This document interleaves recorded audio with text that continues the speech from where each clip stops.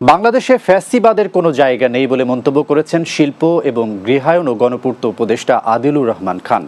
শনিবার বিকেলে চট্টগ্রামের বোয়ালখালীতে জুলাই অভ্যুত্থানে শহীদ ইঞ্জিনিয়ার মোহাম্মদ ওমর বিন নুরুল আফসারের কবরে ফুল দিয়ে শ্রদ্ধা নিবেদন এবং জিয়ারত শেষে তিনি সাংবাদিকদের এসব কথা বলেন।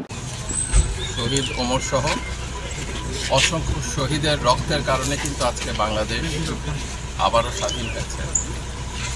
বাংলাদেশে যে ফ্যাসিবাদের জায়গা নাই, এটি আমরা সারা বাংলাদেশ ঘুরে বলে দিতে চাই।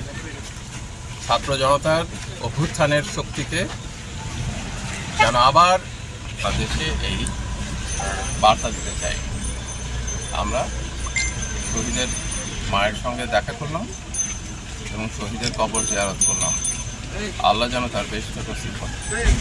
আমরা সারা দেশের শহীদদের জন্য দোয়া করি প্রতিনিয়ত, যেন তাদেরকে বেহেশত নসিব করে, যেন বাংলাদেশে সমস্ত অন্যায় অবিচার যেটা এই শহীদরা তাদের আত্মদানের মাধ্যমে অবসান ঘটিয়েছেন, তা যেন কোনোদিন কখনো ফিরে আসতে না পারে। সমস্ত অত্যাচার অবিচারের জন্য পরিসমাপ্তি ঘটে। এই জন্যই শহীদদের কাছে আসা, শহীদদের কবর জিয়ারত করা।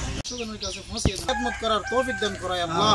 তিনার আল্লাহ সুস্বাস্থ্য কামনা করতেছে, আল্লাহ তিনাকে শাফা আকরামুল্লাহ আকরামিন দয়া করে মায়া করে আমাদের দোয়া দরখাস্ত ইনদা সাকরাতিল মাউত শাহাদাতু আল্লা ইলাহা ইল্লাল্লাহ মুহাম্মাদুর রাসূলুল্লাহ। এ সময় উপদেষ্টা আদিলুর রহমান খান শহীদ ওমরের মা রুবি আক্তারকে সমবেদনা জানান।